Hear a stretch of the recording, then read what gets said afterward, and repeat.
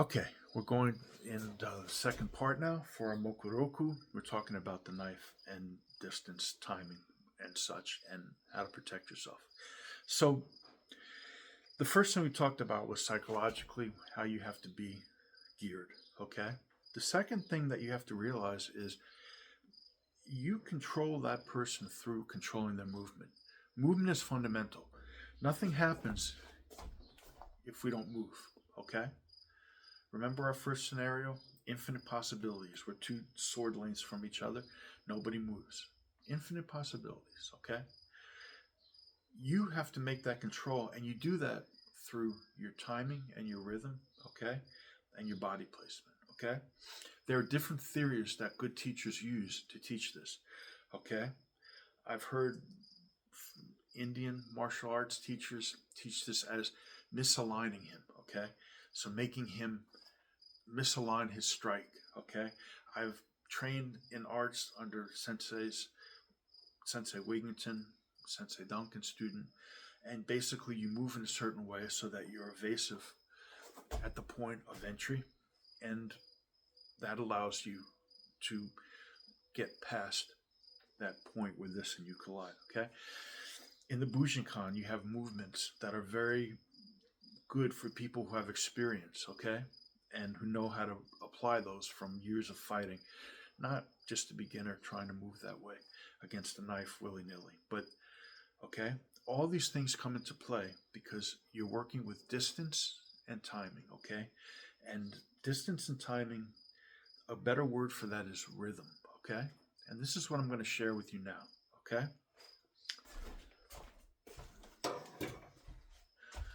the first thing to understand is that speed is an unrefined quality and it's effective. But quickness is what you want. Quickness is refinement. Okay, quickness comes with untelegraphed movement. Okay, proper timing and distance and application. Okay, once you have your quickness through these elements, technique comes. Okay, technique should flow from doing things properly, moving to the right spaces, and being there to respond reflexively. Okay, in a true martial arts situation, you should be doing it, and by the time you turn around and say, "What should I be doing?" you've hit the guy where you need to hit him. Okay, you've stopped the attack. That's how you have to train. Okay, sometimes that means training a little bit slowly to build the muscle memory. Sometimes it means training under traumatic situation in order to get used to that. But whatever that case may be, that's what you need to do. Now, rhythm allows me to use quickness when I'm working with distance and timing. Okay, let's say a transition from one position to another is one beat. Okay, all right. So one position we'll use a hokokamai bushinkan stance into an ichinokamai. Okay, let's break that down as one. Okay. Now, as long as you move at that one beat and your opponent moves at that one beat, your distances remain constant. Okay, nothing changes. Okay, now maybe you're in a situation where you want to move more fluidly into that position. Okay, break the movement down into a half beat instead of a. Okay, 1, 2. Okay, so 1, 2. This also allows you, okay, to move into another position in controlling the transition. You may want to go into another direction. So one, and I'll come here instead of back. Or I'll come here and I'll just open up. Okay? Okay? Or one, okay, coming forwards. All right? You now have more control by breaking that movement instead of into a one, into a 1, 2. Okay? It also allows you to do things properly, okay? So for example, if I'm truly moving back in response to an aggressive attack, you're going to see bad habits emerge. Like for example, I might try to put weight on my left foot first, left leg. That's slow. You can't do that, okay? You want to turn your foot out, this foot out, okay? And let your weight guide your movement backwards, okay? And you want to actually control your internal energy the same way, okay? So that you're compelling yourself, willing yourself, using your weight to redistribute so that your body is going in the right direction, okay? Same thing coming forwards. If I want to come forwards this way, if I try to use my legs, okay, it's slow, okay? On the other hand, if I look at the body as a series of blocks, okay, and I misalign my body so that I'm falling forwards, now I can move very fast. So I'm here, my weight's a little bit forwards, okay?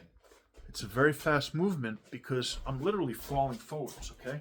But if you have a weapon to me here, okay, I don't want to have to try to set up, telegraph, or create from nothing, no movement, a fast movement, okay? Rather, I'm here and then boom, okay?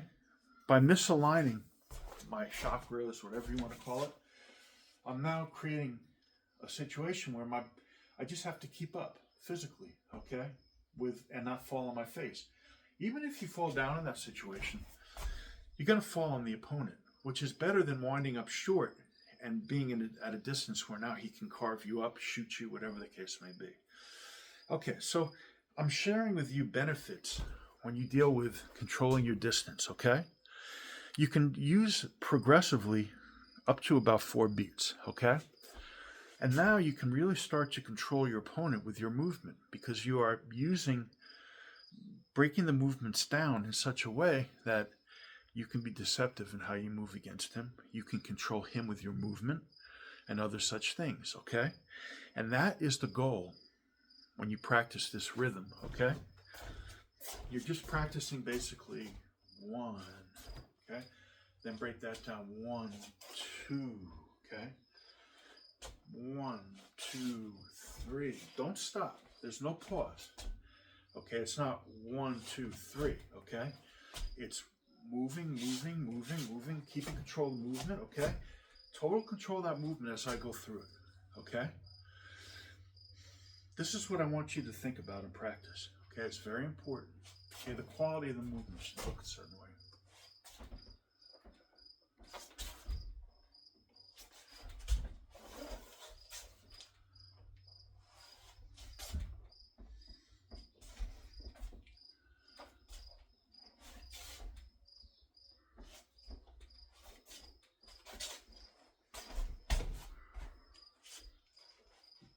All I'm doing is I'm using a timing metric to know if I'm a beat or so, or quarter of a beat relation to whatever that which attacks me is, okay?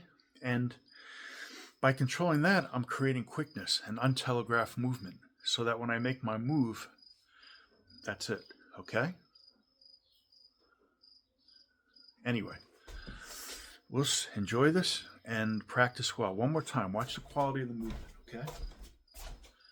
I'm here, I'm controlling my movement, okay? I'm putting my weight back. If I want to misalign, I'll throw my energy out a little bit this way, my weight, and I'll just throw it over this leg. So now, instead of trying to step here, okay, I can just move there, okay? If I want to come back here, instead of doing this one big movement where I'll be caught because it was such a awkward movement, okay, break it down into 1, 2. Now there's control there, and if he comes into attack, I can do another movement to offset, okay? So you cannot underestimate how important the quality of your movement is before you deal with anything technical, as in the technique, okay? You really, really have to understand how the quality of your movement, untelegraphed, quick, deceptive, okay, with good timing and balance and focus, and everything comes together in Kamai, emotional, psychological, physical, and technique flows from that. Then you can practice technique, okay? If you don't practice it that way, your technique is just an empty, and you cannot rely upon your technique. Oos.